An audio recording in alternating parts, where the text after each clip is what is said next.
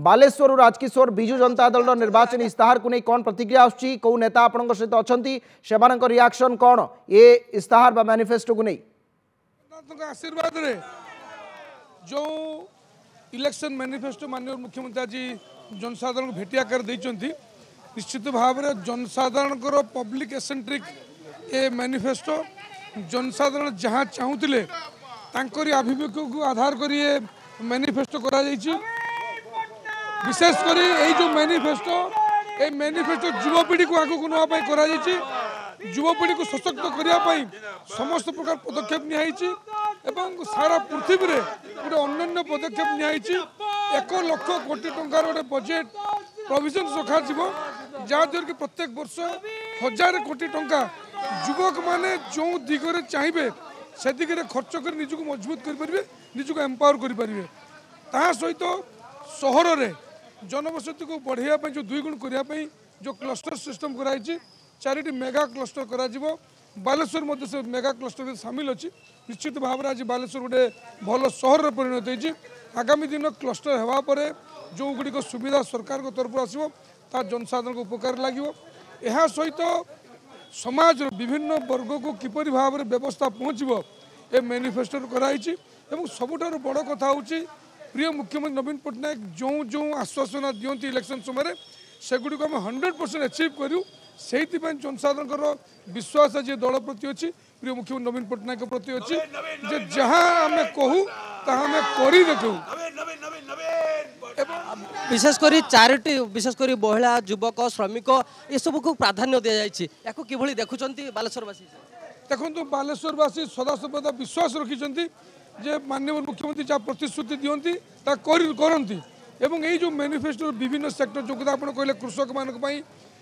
युवक मानी इंडस्ट्री ये सब क्षेत्र निजुक्ति किपरि भाव में बढ़ो आत्मनिजुक्ति किपरि भाव में बढ़ो एवं खूब सिस्टमेटिक वे किपरि भाव में तो मैनिफेस्टो दि जाए आशा करी ए मैनिफेस्टो जनसाधारण चिंता को जनसाधारण इच्छा को निश्चित भाव में सम्मान देती एवं जनसाधारण ए मैनिफेस्टो द्वारा निश्चित भाव में उपकृत हेबे एवं आगामी दिन में माननीय मुख्यमंत्री बनला यही जो मैनिफेस्टो दिया प्रतिश्रुति को आम अक्षर अक्षर पालन करूँ ये विश्वास जनसाधारण भीतर अच्छी युवक हिसाब से आप कि देखुं विशेषकर आज जो विजु जनता दल जो निर्वाचन इस्ताहार रही विशेषकर युवक मान भी प्राधान्य दिखाई कि देखुं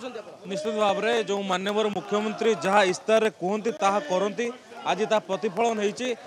जो स्वयं योजना थिला से स्वयं योजना जो लक्षे टंका से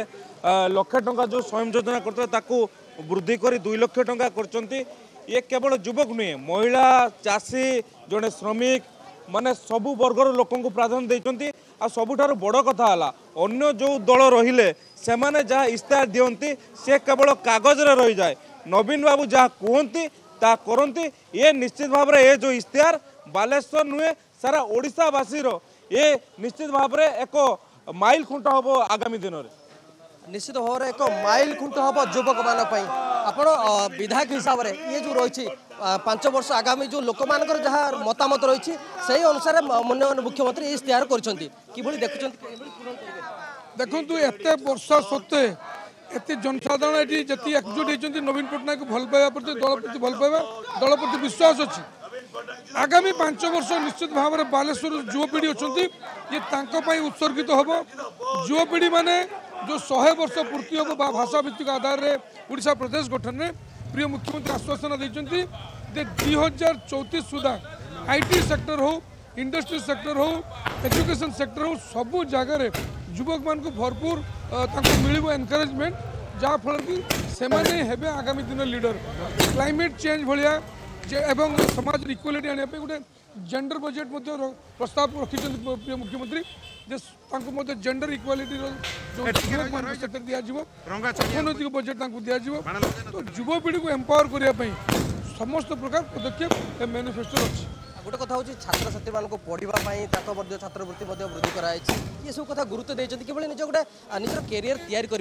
विशेषकर युवक मान देखुं छात्र मान देखुं महिला मान देखुं या देखो मुझे जो कथा कहली युवपीढ़ी को आगामी दिन में तैयार करने स्कूल लेवल 5टी स्कूल भल पाठ पढ़ा बालेश्वर स्वरूप दास थे बीजेडी एथर प्रार्थी होती विधायक अच्छा।